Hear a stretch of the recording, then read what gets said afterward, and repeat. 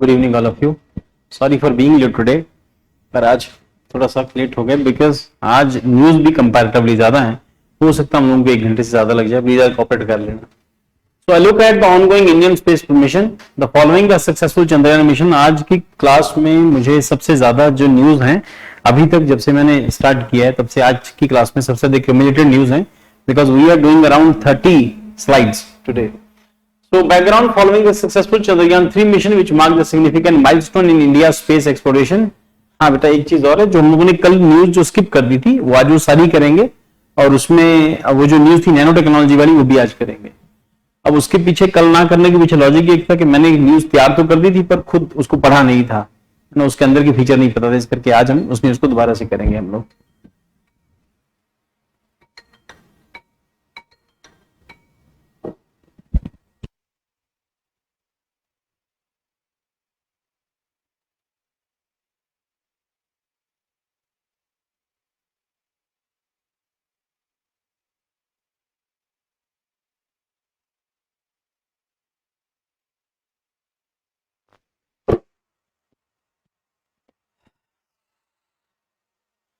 Sorry बेटा,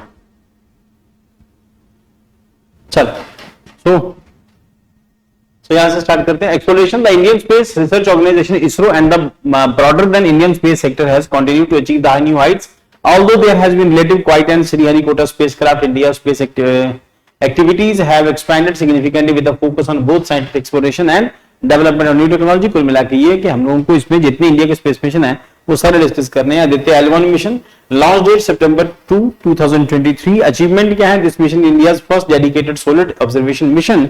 it reached its orbit around earth sun Lagrange point L1 and January 2024 positioning it perfectly for continuous observation of sun without any obstruction।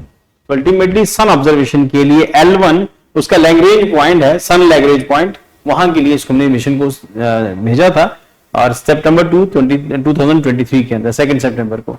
तो उसके बाद गगनयान अक्टूबर 21, 2023। Achievement क्या है? Gaganyaan TB-D1 mission successfully tested the new crew escape system, critically component for the ensuring astronaut safety in India's upcoming human spacecraft mission। तो इसके लिए हम लोग गगनयान 2 के नाम से हम इसको स्टार्ट करेंगे। गगनयान TB-D1 अक्टूबर 2021 के अंदर इसको लॉन्च किया गया था। उसके बाद एक्सपोसैट है। अचीवमेंट क्या एक्सपोसैट की? और जनवरी 24 के अंदर है। India second space based observatory is focused on studying polarised radiation from space, providing valuable insights into the cosmic phenomena and advancing India's capability space research। तो कॉस्मिक फिनोमिना जितने हैं और ग्रेविटेशनल फोर्स उसके साथ साथ जो पोल्स हैं उसको ऑब्जर्व करने के लिए इस मिशन को लॉन्च किया गया था। और उसके साथ अभी नेक्स्ट है इनसेट 3D लॉन्च क्या है? डेट फरवरी 24। Achievement meteorological satellite is essential for improving weather forecasting for testing the reliability of ISRO geo synchronous satellite launching vehicle ahead of NASA ISRO synthetic aperture radar mission. तो हम लोगों ने पहले discuss कर चुके हैं जियो सिंक्रोनस जो सैटेलाइट्स होते हैं तो अर्थ की मूवमेंट के साथ साथ जियो सिंक्रोनस होते हैं। इसका मतलब उनकी जो मूवमेंट है इफ इट इज सैटेलाइट जैसा कुछ है मेरे पास आज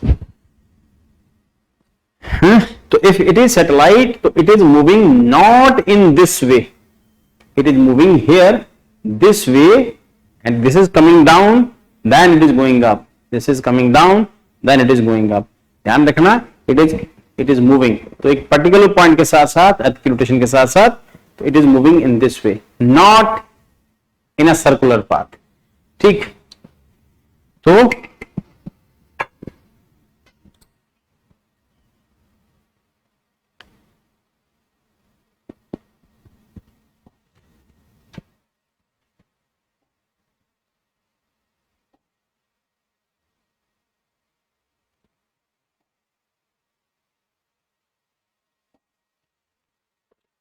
so if it is Earth,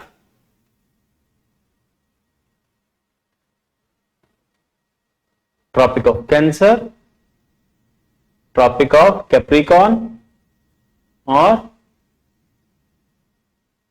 so this satellite is moving in this way। हम डिस्कस कर चुके हैं। कुछ सैटेलाइट्स इस तरह चक्कर काटेंगे, कुछ इस तरह से, और ये पोलर सैटेलाइट्स इस तरह से। आई होप आप लोगों को समझ आ रहा होगा। तो this is called geosynchronous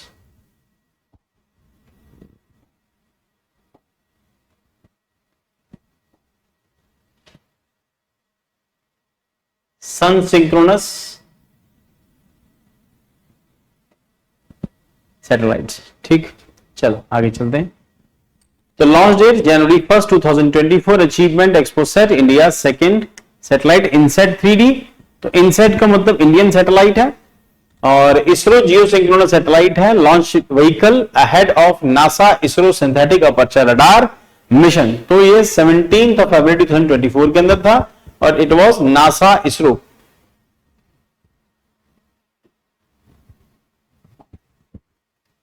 it was NASA ISRO synthetic aperture radar. यहां पे इस पे लगाया गया था निसार के नाम से। It is known as NISAR.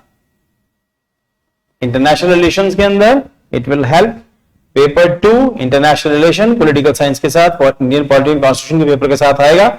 International relation plus space का सेक्शन, इसका साइंस एंड टेक्नोलॉजी पेपर 3, इन दोनों के लिए न्यूज इंपॉर्टेंट हो जाएगी।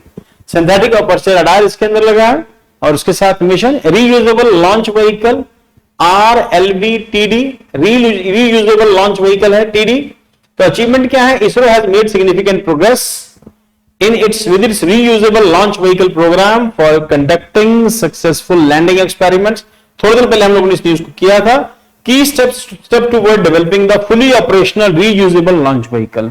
तो this is reusable launch vehicle। Launch vehicle जो सैटेलाइट को लॉन्च करता है, नॉर्मल लैंग्वेज जिसको रॉकेट कहते हैं, इसके साथ सैटेलाइट्स होते हैं। सैटेलाइट सबसे टॉप के ऊपर होता है, नीचे इसकी स्टेजेस होती हैं, स्टेज 1, स्टेज 2, स्टेज 3। हम इसको डिस्कस कर चुके हैं कि जो RSLV है, रीलॉन्चेबल जो स्पेस लॉन्चिंग व्हीकल है, उसमें तीनों स्टेजेस के अंदर, 2 स्टेजेस है शायद उसमें, और उसके अंदर सॉलिड प्रोपेलेंट जो है यूज हुआ है। अदरवाइज इसकी स्टेजेस जो है, फर्स्ट स्टेज के अंदर सॉलिड प्रोपेलेंट क्योंकि उसको थ्रस्ट देता है, सेकंड स्टेज के अंदर liquid propellant, third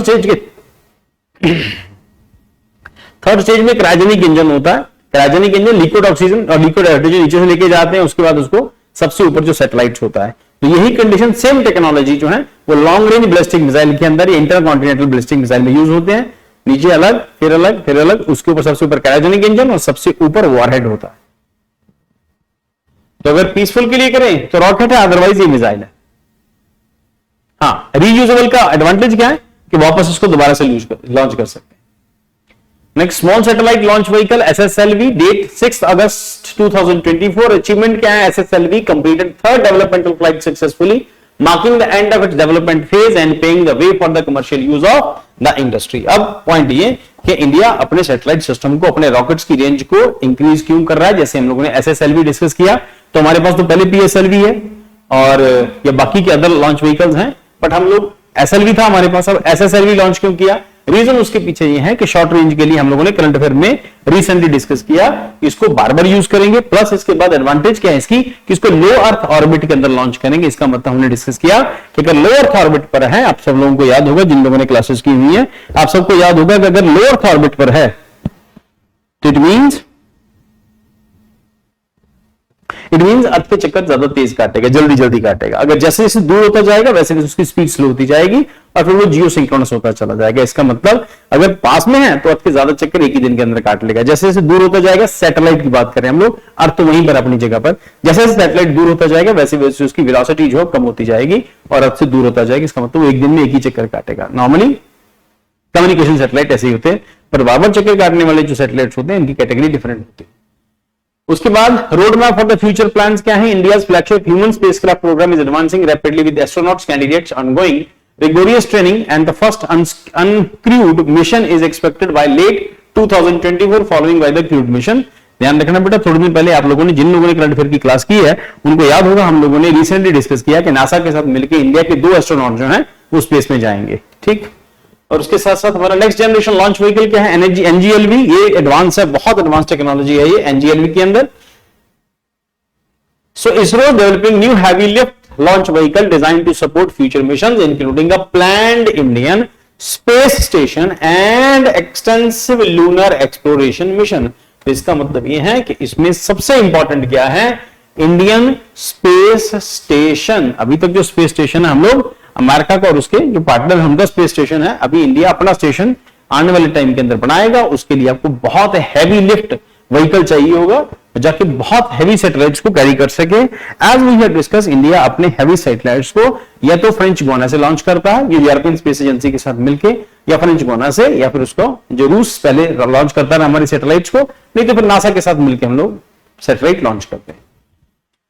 ISRO has laid out 25 years roadmap for the lunar exploration। 25 year का रोडमैप है लूनर एक्सप्लोरेशन के लिए, including an ambitious goal to land an Indian on the moon by the 2040 alongside other long duration lunar missions। तो involvement of new space India limited क्या है, NSIL is taking a lead to managing commercial space activities including collaboration with the international entities like SpaceX। It is also involved in the developing the LVM-3 rocket partnership with the private companies, enhancing India's capacity in commercial satellite launches। उसके बाद private sector participation क्या कहते हैं, Agnikul Cosmos successfully launch the SOR-TED-01 vehicle, sorted 01 vehicle which feature India's first semi cryogenic engine। अब Agnikul Cosmos जो है private sector participation के साथ है, इसमें हम लोगों ने अग्निकुल रिजल्ट हमने डिस्कस किया वो अग्निकुल के बारे में। तो अग्निकुल कॉस्मोस में क्या है कि सॉर्टेड 01 व्हीकल है विच फीचर्ड, ये पॉइंट इंपॉर्टेंट है, which featured India's first semi cryogenic engine. तो क्रायोजेनिक टेक्नोलॉजी हम लोग डिस्कस की है कि लिक्विड ऑक्सीजन और हाइड्रोजन यहां से अर्थ से लेके जाते हैं और उसके बाद इंजन को वहां स्टार्ट किया जाता है क्रायोजेनिक स्टेज के अंदर। टेम्परेचर बहुत लो होता है, क्रायोजेनिक टेक्नोलॉजी बहुत कॉम्प्लेक्स टेक्नोलॉजी है, -300+ डिग्री सेल्सियस टेम्परेचर आपको मेंटेन करना होता है वहां पर। When you are creating 24,000 degree Celsius temperature, 24,000 degree Celsius temperature to thrust for the thrust, and same simultaneously you are using -300 degree Celsius temperature in that particular vehicle। So marking and significant technological advancement, Skyroot Aerospace and other, ये India की other दूसरी private agency, private companies are making stride to the development of launch vehicle and space technology with upcoming mission like Vikram-1, underscoring the growing role of the private sector in India's space endeavor।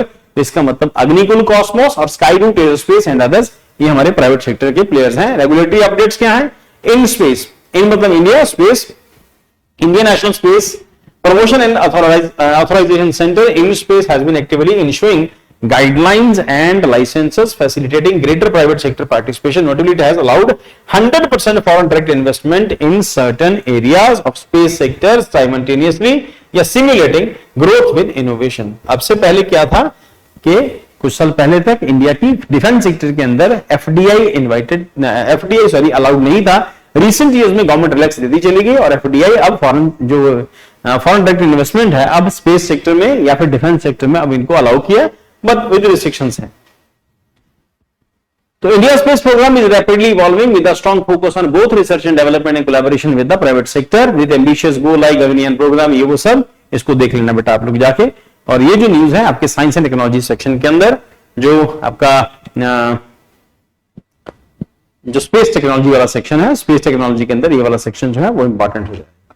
तो इस करके India के mission वगैरह एक बार देख लेना। अब next is